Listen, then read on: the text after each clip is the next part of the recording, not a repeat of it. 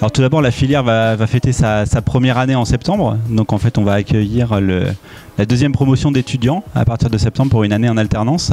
Et cette arrivée va coïncider d'une part à une croissance des effectifs, puisqu'on va passer de 13 étudiants lors de la première année l'année dernière à 19 étudiants cette année. La filière a commencé il y a un an, en septembre 2018, première rentrée.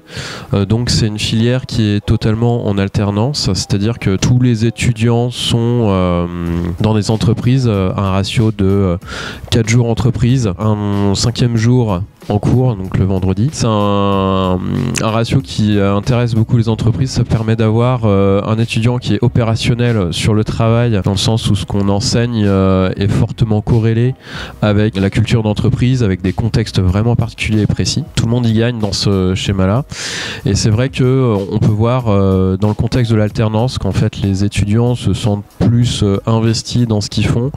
Ils ont vraiment à cœur d'acquérir les compétences qu'on essaie de leur donner et aussi de partager avec les autres étudiants qui sont en alternance dans d'autres entreprises. Et on a affaire à des personnes qui sont quasiment dans le monde professionnel. Bien souvent, la limite entre le monde académique et le monde professionnel commence à se gommer en fait dans cette année d'alternance. Les étudiants ont une réelle maturité par rapport au discours qu'on a en cours. En fait, il y a des débats qui sont extrêmement instructifs parce qu'en fait, ils prennent beaucoup de recul par rapport à ce qu'on dit. Et nous, du coup, on les aide à prendre du recul à ce qu'eux, ils vivent en entreprise parce qu'ils sont focalisés sur leurs tâches en entreprise.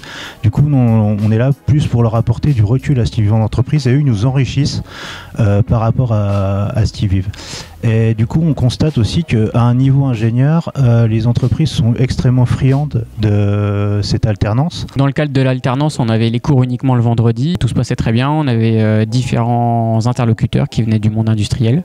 Donc très intéressant pour se faire un avis sur le domaine dans lequel on travaille à l'heure actuelle. Dans le cadre de l'alternance, on travaille donc une seule journée. Donc le vendredi, à l'espace Vinci, le reste du temps, on est en entreprise. Donc ce qui nous permet au final d'avoir des projets opérationnels importants et comme un ingénieur au final à temps plein.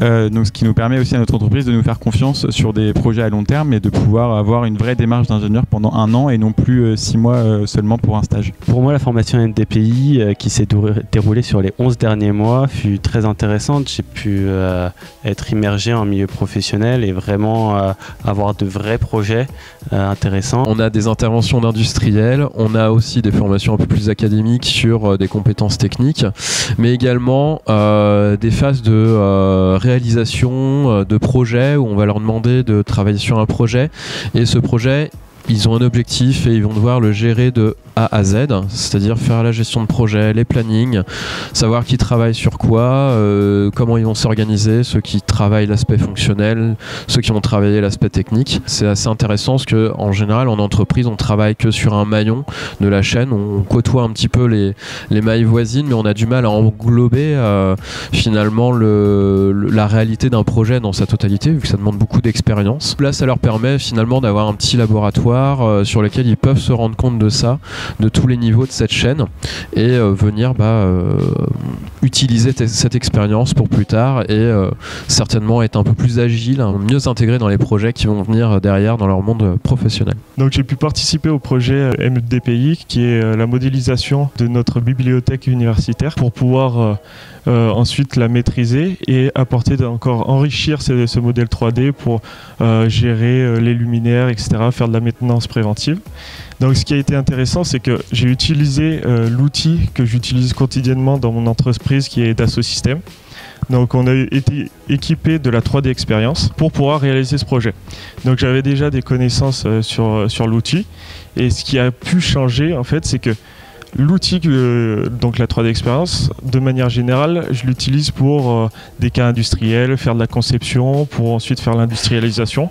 Et là, c'est un autre cas qui est différent, qui est assez nouveau, qui est la maîtrise des bâtiments, modéliser les bâtiments et les gérer. Le but du projet est qu'on soit quand même un projet collaboratif à viser de finalement digitaliser l'UTT. Donc ça veut dire pouvoir permettre aux différents services techniques de pouvoir gérer la maintenance des consommables.